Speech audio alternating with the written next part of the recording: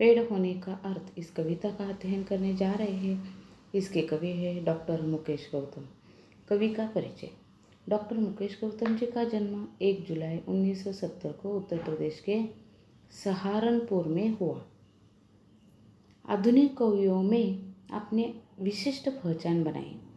उन्होंने आधुनिक भावबोध को सहज सीधे रूप में अभिव्यक्त भी किया है। वर्तमान मनुष्य की समस्याएं और प्रकृति के साथ हो रहा क्रूर मजाक अपने काव्य में उन्होंने प्रखरता से उभर कर दिखलाया है। वह हास्य व्यंग्य के लोकप्रिय मंचीय कवि है और सामाजिक सरोकार की भावना अपने काव्य में किस प्रकार मुख्य स्वर बनाती है, इसका भी उन्होंने यह वर्णन किया है। उनकी प्रमुख कृतियाँ अपनों के बीच, सतह और शिखर, सच्चाइयों के रूबरू, वृक्षों के हक में, लगातार कविता, प्रेम समर्थक है पेड़, इसकी क्या जरूरत थी, कविता संग्रह। विधा परिचय। प्रस्तुत काव्य नई कविता की अभिव्यक्ति है। नए भावबोध को व्यक्त करने के लिए काव्य क्षेत्र में नए प्रयोग शिल्प और भाव पक्ष के स्तर पर किए गए नए शब्द प्रयुक्त हुए, नए प्रतिमान, उपमान और प्रतीकों को तलाशा गया। पाठ का परिचय। प्रकृति मनुष्य के जीवन का स्पंदन है और पेड़ इस स्पंदन को पोषक तत्व है। पेड़ मनुष्य का बहुत बड़ा शिक्षक है। पेड़ और मनुष्य के बीच में पुरातन संबंध है। पेड़ ने भारतीय संस्कृति को जीवित रखा है और मनुष्य को संस्कारशील बनाया है।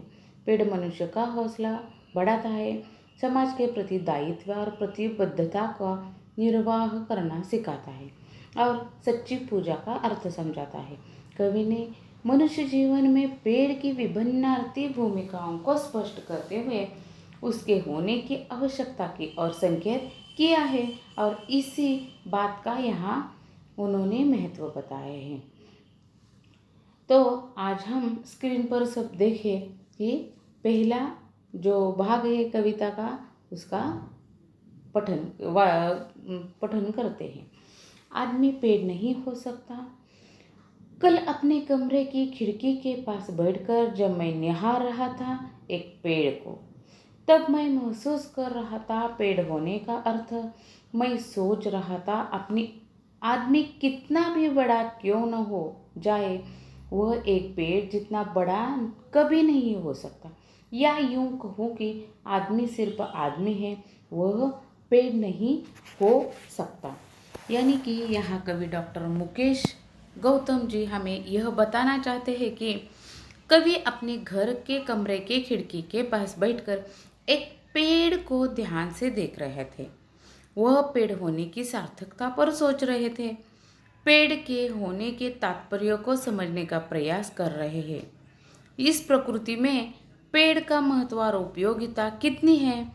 पेड़ परोपकारी स्वभाव का है।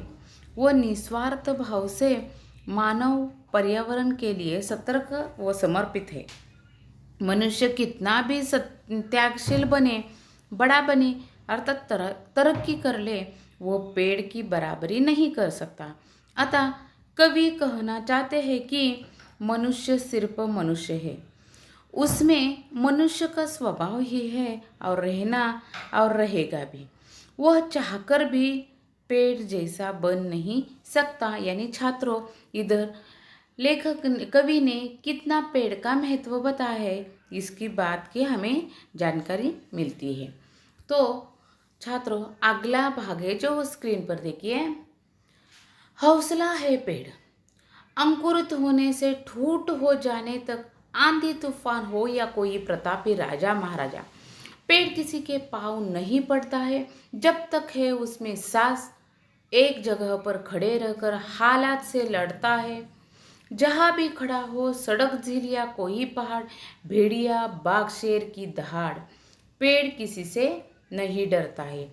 यानी कि इस भाग में कवि मुकेश गौतम जी ने बताया है कि पेड़ का होने वाला या पेड़ का हौसला किस प्रकार है, वह साहसी बतलाया गया है। छोटे पौधे के रूप में अंकुरित होने से लेकर विशाल पेड़ के रूप में विकसित होकर सूखने तक वह स्वाभिमान के साथ अपने स्थान पर डटा रहता है। यानी कि छात्रों, यहाँ पेड़ का महत्व उन्होंने बताया है। उसके जीवन में कितनी भी आंधी या तूफान आए पर वह साहस के साथ डटकर सामना करता है। यानी पेड़ कितना महत्वपूर्ण है उसके उदाहरण देते हुए उन्होंने बताया है। पराक्रमी राजा महाराजाओं के आने पर भी वह किसी के सामने नहीं झुकता। वह जीवन के अंतिम सांस तक संघर्ष करता रहता है। पेड़ सड़क, झील या पहाड़ के पास निर्जन स्थान पर खड़ा रहता है।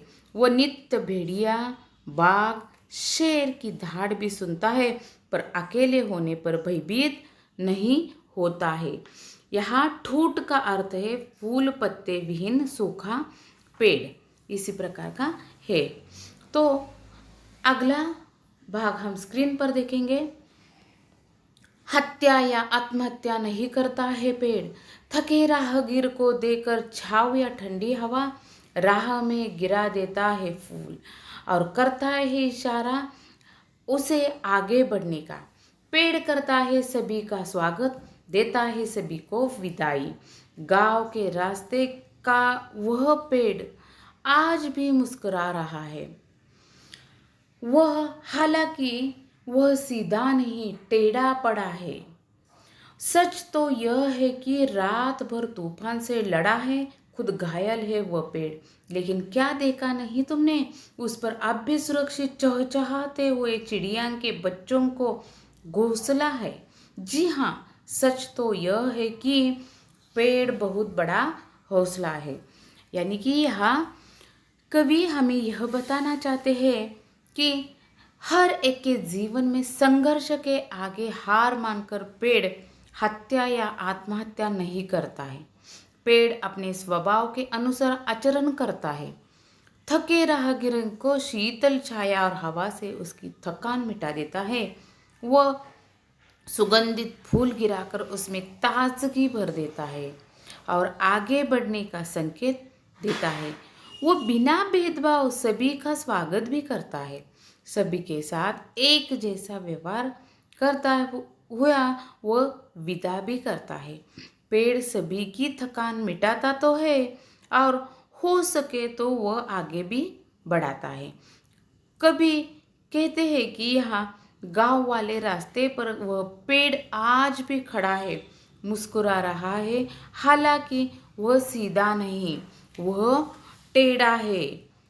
यानी कि वह वैसा जब छोटा था वह सीधा था, लेकिन अभी उसको बहुत अच्छे बड़े बड़े टहनियाँ आई है, इसलिए वह टेढ़ा हो गया है। इसके साथ साथ उसका जो हौसला है वह भी यहाँ बताया गया है। वह किस प्रकार वह अब हम अगले स्क्रीन पर देख सकते हैं। सच तो यह है कि पेड़ रात भर तूफानों का सामना भी करता है।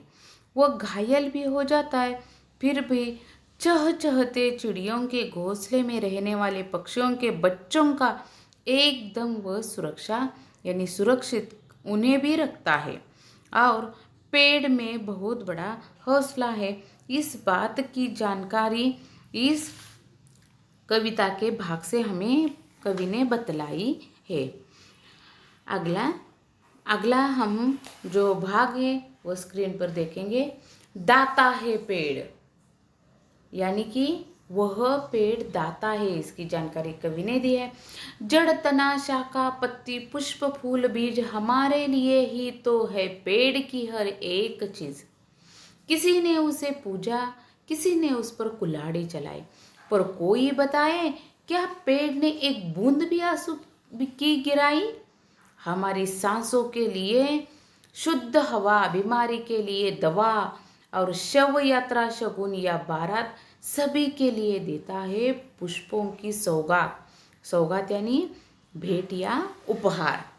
आदिकाल से आज तक सुबह शाम दिन रात हमेशा देता आया है मनुष्य का साथ। यानी कि यहाँ इस भाग में हमें कवि ने बताया है पेड़ दाता है और पेड़ दानी है, पेड़ परोपकारी है, वह हम सबको आजीवन भी देता है।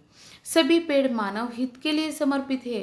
उसका जड़, तना, शाखा, पत्ती, पुष्प, फूल और सभी जो भाग है वो सब कुछ मनुष्य के लिए ही उपयोगी है। मनुष्य भी उसे सम्मान देते हैं, पूजा करते हैं, लेकिन स्वार्थी लोग उस पर कुल्हाड़ी भी चलाते हैं। पर पेड़ कभी दुखी होकर आंसू नहीं बहाते, वो कभी भी रोते भी नहीं है। वह निरंतर शुद्ध हवा और हमें औषधि भी देते हैं। और उसके साथ साथ पेड़ का यहाँ उपयोग हमें बताया है। शव यात्रा, शगुन या बारात के लिए फूलों का सौगात भी या उपहार भी देता है पेड़।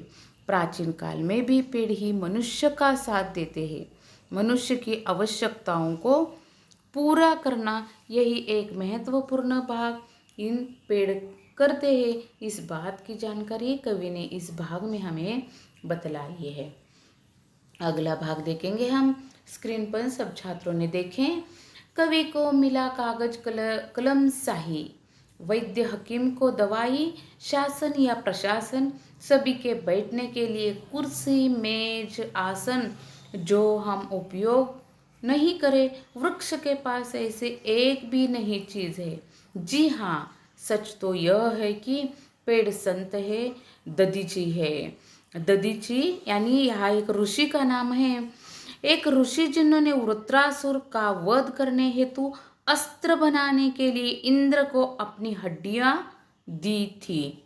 तो इसका हम जो अर्थ यहाँ देखेंगे, भावार्थ, कवि को पेड़ से कागज और कलम और स्याही मिली है। वैद्य हकीम को दवाई मिली है। शासन प्रशासन को बैठने के लिए कुर्सी, मेज और आसन भी मिले हैं। सच में पेड़ अपना सर्वस्व निछावर करके हमारी सहायता करता है। जीवन उपयोगी समस्त वस्तुओं का स्तोत्र पेड़ है। कवि ने पेड़ को संत और दधीची बतलाया है। संत की तरह पेड़ भी परोपकारी स्वभाव के होते हैं। यानी संतों का महात्म्य क्या है, तो वह परोपकारी स्वभाव के होते हैं। उसी प्रकार पेड़ भी परोपकारी स्वभाव के होते हैं। दधीची एक महान ऋषि थे, तो उन्होंने जो महत्वपूर्ण काम किया था, वृत्रासुर राक्षस का वध करने के लिए उन्होंने ब्रज के निर्माण के हेतु देवराज इंद्र को अपनी हड्डियों भी प्रदान की थी। तो इस प्रकार कवि डॉक्टर मुकेश गौतम जी ने हमें आज कितना पेड़ का महत्वपूर्ण बात बताई है, इसका वर्णन यहाँ किया है। तो आज यह कविता समाप्त करती हूँ। आशा करती हूँ कि यह वीडियो आपको समझ में आया होगा और इस भाग में जो कठिन शब्द और स्वाध्याय है वह भी सब बच्चों ने या छात्राओं ने छोड़ाना जरूरी है। तो धन्यवाद।